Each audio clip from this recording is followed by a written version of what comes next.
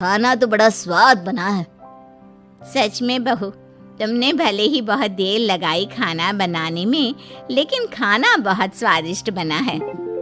आपके हाथों में तो जादू है देवरानी जी। मैं तो कहती हूँ अब से रोज आप ही खाना बनाया कीजिए। क्यों मम्मी जी? हाँ हाँ बेटा, बिल्कुल ठीक कहा तुमने। रोशनी, आज से रोज तुम ही खाना बनाना। ये सुनकर रोशनी चौंक जाती है। खाना खाने के बाद सभी लोग रोशनी को शगुन का नेक देते हैं और फिर अपने अपने रूम में चले जाते हैं। क्या यार रोशनी, इतना टेस्टी खाना बनाना जरूरी था क्या? अब फंस गई ना तू। ये सब माँ पापा की वजह से हो रहा है, उनके कारण मुझे ये सब झेलना पड़ रहा है। रोशनी गुस्से में अपने रूम में जाती है और अपनी माँ को फोन मिलाती है। मम्मी, मैं आपको कभी माफ नहीं करूंगी। आपने जानबूझकर मुझे इतने बड़े परिवार में भेजा है जहाँ मुझे सांस लेने की भी फुर्सत नहीं है।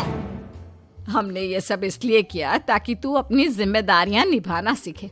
अब मायके की तरह ससुराल में भी अपनी जिम्मेदारियों से मुंह मत मोड़ लेना। मुझे नहीं रहना माँ यहाँ। इस घर में जितने लोग हैं उतने तो हमारे गली मोहल्ले में भी नहीं थे।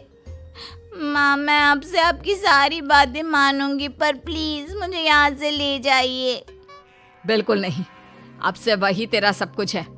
वहां से भागने के बजाय अपनी जिम्मेदारियां पूरी करना सीख। इससे हमें भी थोड़ी खुशी मिल जाएगी।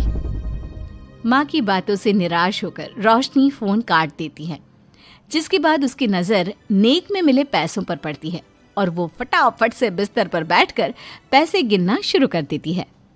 अरे वाह, ये तो पूरे 25,000 रुपए हैं। किसी ने भी 5100 से कम का नेक नहीं दिया। चलो अच्छा है, कुछ तो फायदा हुआ इतने बड़े परिवार में शादी करने का। अब इन सब पैसों से मैं अकेले शॉपिंग करूंगी, बहुत मजा आएगा। शॉपिंग के बारे में सोच सोच कर ही रोशनी अपने बिस्तर पर कूदने लगती है। उसे बिस्तर पर कूदता देख सभी लोग चौंक जाते हैं। भाभी, आप ऐसे क्यों उछल रही हो? छोटी बच्ची हो क्या? अपनी ननद की बात सुनकर रोशनी का मुंह खुला का खुला रह जाता है। थोड़ी देर बाद रोशनी घर में बिना बताए शॉपिंग के लिए निकल जाती है और शगुन में मिले पूरे पैसों को शॉपिंग में उड़ा देती है। शाम में, देवरानी जी कहाँ गई थी आप? जानते हैं सब आपके लिए कितना परेशान हो गए थे। कम से कम आपको बताकर तो जाना चाहिए था ना।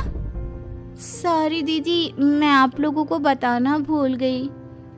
वैसे इतने सारे बैग किस चीज के हैं? तुम शॉपिंग करने गई थी क्या? हाँ दीदी, वो आज नेक में इतने सारे पैसे मिले थे ना, तो मैंने सोचा क्यों ना मैं उन पैसों की शॉपिंग ही कर लूं। अरे वाह, ये तो बहुत अच्छा सोचा तुमने।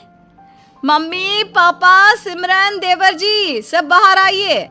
देखिए रोशनी हम सब के लिए क्या लाई है। रोशनी कुछ समझती उससे पहले ही वहाँ सब लोग आ जाते हैं। क्या हुआ आरती बहू, क्यों चिल्ला रही हो? अरे देखिए ना माँ, रोशनी हमारे लिए शॉपिंग करके आई है। वो देखिए रोशनी हम सब के लिए कितने कपड़े लेकर आई है। आरती की बात सुनकर रोशनी के पैरों तले जमीन खिसक जाती है। उसके मुंह से एक शब्द तक नहीं निकलता। सच में भाभी, आप कितनी अच्छी हो। बेटा, हम सबके लिए तुझे खरीदारी करने की क्या जरूरत थी? अभी तेरी नई नई शादी हुई है, तुझे अपने लिए लेना चाहिए था ना।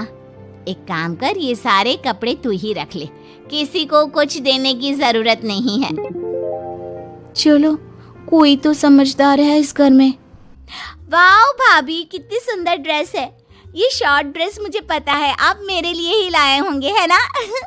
इसे मैं रख लेती हूँ। माँ, रोशनी इतने प्यार से सबके लिए कपड़े लेकर आई है, हमें मना नहीं करना चाहिए।